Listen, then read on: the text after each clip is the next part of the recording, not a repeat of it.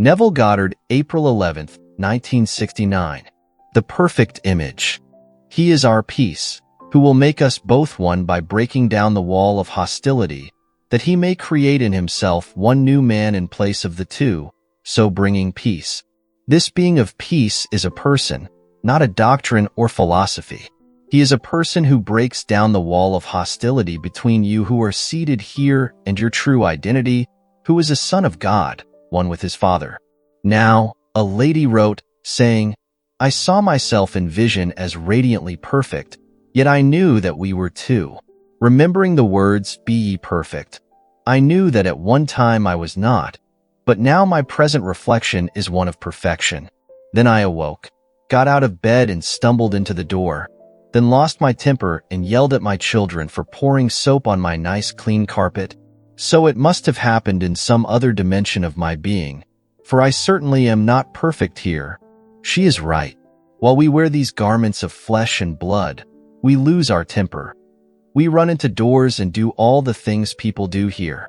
Did not the perfect one, who was the pattern man, call Herod that fox, and the scribes and Pharisees whited sepulchres, outwardly beautiful and inwardly full of hypocrisy and iniquity?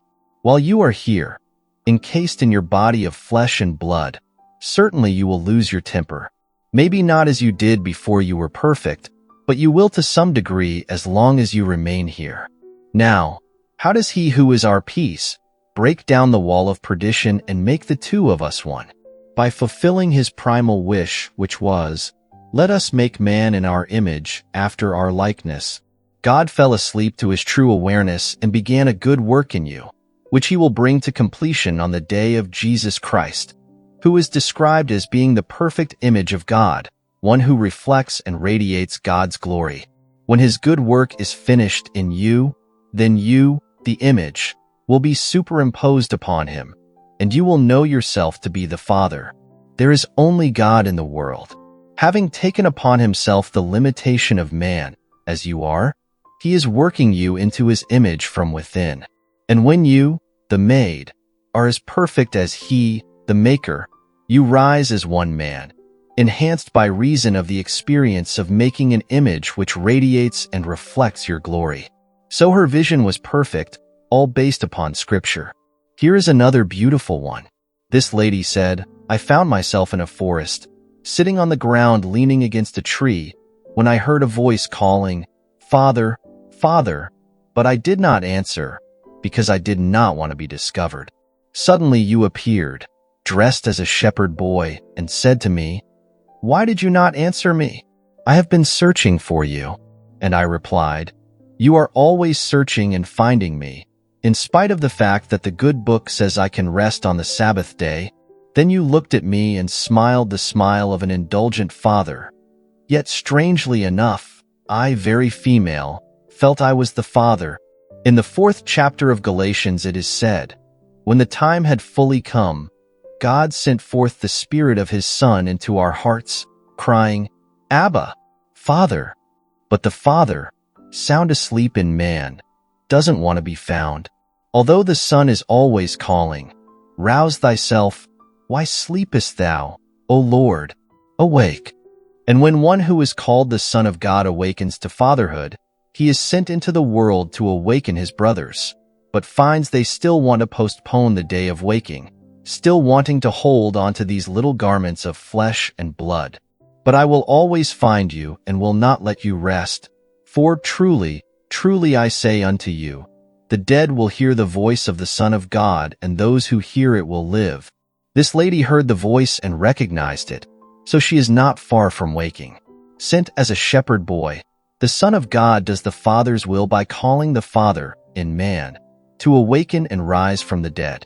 God entered this world for the sole purpose of making you perfect as he is perfect. When his work is finished, he will superimpose himself upon that image, and they will be perfectly one. This lady knew she was perfect. She recalled the words, Be ye perfect. The completed sentence is, As your Father in heaven is perfect. Yes, be ye perfect, for then you become one with your Maker. awake from this dream of life and resurrect from this world of death into a world of eternal life. Without the resurrection, you would know infinite circuitry, repeating the same states over and over again. But after moving around the circle unnumbered times, the perfect image is formed, removing you from the circle to enter a spiral and move up as the person who created it all. You can join every doctrine, sign every contract between people and nations. Yet you will not know perfection until He, in you, finds you perfect and the two of you become one. So, He who is your peace will make you one with Him by breaking down the dividing wall of hostility. Then, without telling others, you walk knowing who you really are. If you tell the world, they will only laugh at you because, while in this world, like my friend who had the vision, you will run into a door and lose your temper. Everyone is here for a definite purpose, which is revealed through revelations, thereby giving purpose to the whole of life. Without purpose, what does the world have to offer? If you owned everything that you could buy with money, if you had all the money necessary to live comfortably, and your soul is called, what would it matter?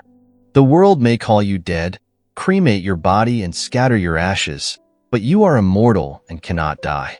Rather than being dead, you are in a world just like this one, mentally walking the same tracks over again and again. Oh, maybe you will not experience the same situations, but your world will be just as solidly real. You will return to a lovely 20-year-old form, to marry and age, and lose your temper as you bump into a door, until your image is so perfect it is superimposed upon its maker. Then up you go to know yourself to be the one body, one spirit, one Lord, one God and Father of all. That is the great living body of the risen Lord. It seems incredible, but it is true. You are destined to know yourself to be the creator of the world. You are destined to share in the unity of that one body, that one spirit, that one Lord, that one God and Father of all. I know, for I have experienced it. I was sent back to tell my experiences in the hope that those who are on the verge of moving into the same body, as the same spirit, may hear my words and be encouraged by them. Paul makes the statement, I stand before you on trial for the hope in that promise that God made to our fathers. O King Agrippa, why should it seem incredible to any of you that God raised the dead? Is this not the promise to our fathers? Search the scriptures, and you will find that the promise was made in the 46th chapter of Genesis. The Lord spoke to Israel in visions of the night, saying, Jacob, Jacob. As you know, Jacob's name was changed to Israel, which means a man who rules as God because he knows he is God. Jacob answers, Here I am, and the Lord said, I am God, the God of your father. Fear not to go down into Egypt, for there I will make of you a great nation. I will go down with you into Egypt, and I will also bring you out again. Egypt is not a little place in North Africa. This world of death is Egypt, where everything appears, waxes, wanes, and vanishes. I have gone down into Egypt with you, and I will keep my promise and bring you up. When this world was coming to its end, Paul stood in chains before the prince whose kingdom was fading, but he could not let go of it, and said, Why do you think it incredible that God raises the dead? And the king could not answer. I tell you, God literally assumed the weaknesses and limitations of the flesh in order to know you and to make you into his image. And when that image is perfect as he is perfect, you are no longer two, but one. Then you awake from the dream of life and ascend into your true being, called the kingdom of heaven. Our commonwealth is in heaven, and we are sojourners in this strange land where we are enslaved. But have faith and set your hope fully upon that moment in time when the image is perfect. Then it will be unveiled within you to reveal you as the being who made it. Though you are the made, you are the maker. For the maker breaks down the wall of hostility between you, making you and he one. Then you return to your heavenly state as the one who came down, but greatly enhanced because of your journey into Egypt. Having purposely imposed this limitation upon myself, I felt as though I were speaking to another, making requests of him and thanking him for their fulfillment. Now I have no sense of another. I feel only as the one who formed me into his likeness. For when I awoke, he and I were not two anymore, but one. This lady saw me clothed as a shepherd boy. She saw correctly. For although the Father and the Son are one, it is the Spirit of his Son who is sent into the heart, crying, Father, Father. She heard the cry and knew herself to be not only man, but a father.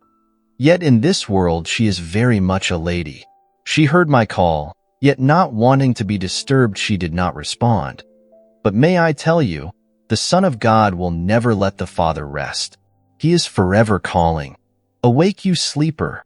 Why sleepest thou, O Lord? But the Father in you cannot awaken until he has completed his work. He began it in you, and will bring it to completion at the day of Jesus Christ. That day, the image of God himself is formed in you, and you awake to express that image by radiating and reflecting God's glory.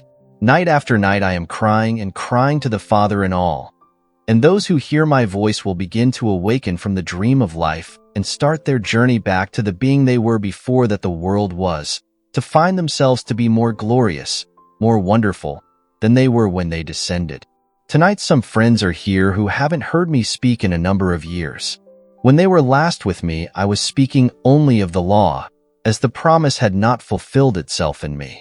So for their sake let me say, the promise is the law on a higher level, and the law is very simple. There are infinite number of states.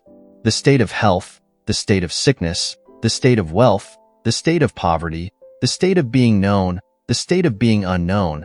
All are only states and everyone is always in a state. We all have one state in which we are very comfortable, so we return to it moment after moment.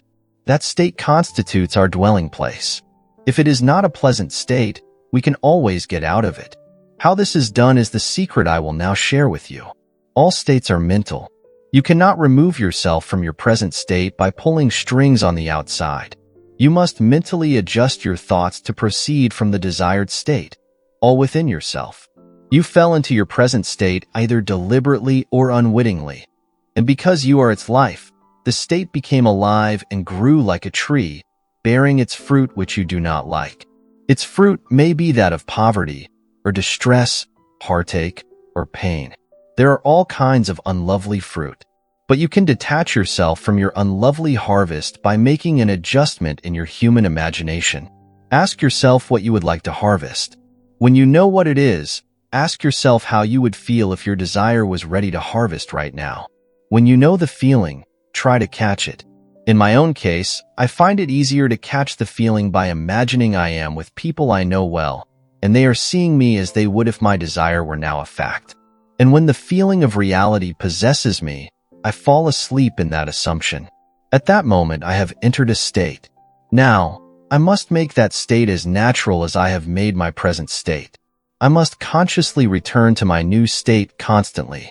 I must feel its naturalness, like my own bed at night. At first, the new state seems unnatural, like wearing a new suit or hat. Although no one knows your suit is new, you are so conscious of it you think everyone is looking at you. You are aware of its fit and its feeling until it becomes comfortable. So it is with your new state. At first you are conscious of its strangeness, but with regular wearing, the new state becomes comfortable, and its naturalness causes you to constantly return to it, thereby making it real. Now most of us, knowing what we want, construct it in our mind's eye, but never occupy it. We never move into the state and remain there. I call this perpetual construction, deferred occupancy. I could dream of owning a lovely home and hope to go there one day. But if I do not occupy it now, in my imagination, I postpone it to another day. I may wish my friend had a better job. I may have imagined him having it. But if I don't occupy that state by believing he is already there, I have merely constructed the state for him but not occupied it. All day long I can wish he or she were different, but if I don't go into the state and view him from it, I don't occupy the state, so he remains in the unlovely state relative to me. This is the world in which we live. You can't conceive of a thing that is not part of a state, but the life of any state is in the individual who occupies it. Life cannot be given to a state from without, because God's name is I am. It is not you are or they are. God's eternal name is I am. That is the life of the world. If you would make a state alive, you must be in it. If you are in a lovely, gentle, kind state, you are seeing another as lovely, living graciously, and enjoying life to the utmost. Now, to make that state natural, you must see everyone in your world as lovely, kind, and gentle. Others may not see them in that light, but it doesn't really matter what they think. I am quite sure if I took a survey of what people think of me, no two would agree. Some would say I am a deceiver, while others I am the nearest thing to God. I would find a range stretching from the devil to God, all based upon the state in which the person is in when called upon to define me. You can be what you want to be if you know and apply this principle, but you are the operant power. It does not operate itself. You may know the law from A to Z, but knowing is not enough. Knowledge must be acted upon. I am is the operant power in you. Put your awareness in the center of your desire. Persist, and your desire will be objectified. Learn to use the law, because there is a long interval between the law and the promise. Those who heard me prior to 1959 are unfamiliar with my experiences since that time, and my words may seem strange to you. I cannot deny the law, for I came not to destroy the law and the prophets, but to fulfill them. This I have done. I have told you that in the resurrection, man is above the organization of sex, and that man can change his sex at will. This week, I received a letter telling of a vision which testifies to the truth of this statement. This gentleman is married to a lovely girl and is every bit a man. Yet this is his experience. He said, I found myself lying on a bed feeling as though I am a woman. Desiring a man of Oriental descent and olive skin, I assumed I had found him. Instantly he appeared and, although no act was performed, I felt the thrill of imagining an instant fulfillment of my imaginal act. Then I awoke. This man's vision verifies what I have been telling you, that in the resurrection man changes his sexual garments at will, and being above the organization of sex, he does not need the divine image of male/female to create. I think his vision is marvelous. When he returned to this world, he was surprised at the experience. But I say to all, you are destined to know you are every being in the world, bar none. Like the lady who is so feminine, responding when a shepherd boy called her father. Although she would not answer my call, she knew I would always find her. I always will, for I, the Word of God, was sent as the Son of God, and I shall not return to my Father void. I must bring back that purpose for which he sent me. I stirred the feeling of the fatherhood of God in her, and I will take back with me those that my Father gave me. But while you are in this world of Caesar, it is important that you master the law. Think of everyone as representing a state. There is no such thing as a good man or a bad man, only good or bad states as you conceive them to be. But the occupant of every state is God. Blake said in his vision of the Last Judgment, on this it will be seen that I do not consider either the just or the wicked to be in a supreme state, but to every one of them states of the sleep which the soul may fail into in its deadly dreams of good and evil when it leaves paradise following the serpent. Identify yourself with a state, and you are pronounced by others to be either good or evil, but you are only in a state. Tonight, if you are unemployed, or find it difficult to get a promotion in your present employment, remember, the solution to your present state is still a state. I hope I have made it clear how to move into states. It is done through the act of assumption with feeling and persistence. Assume health. Stand in its center and clothe yourself with its feeling. Persist in claiming a healthy body and a healthy mind, and your assumption will harden into fact as you move into and objectify the state of health. Now let us go into the silence.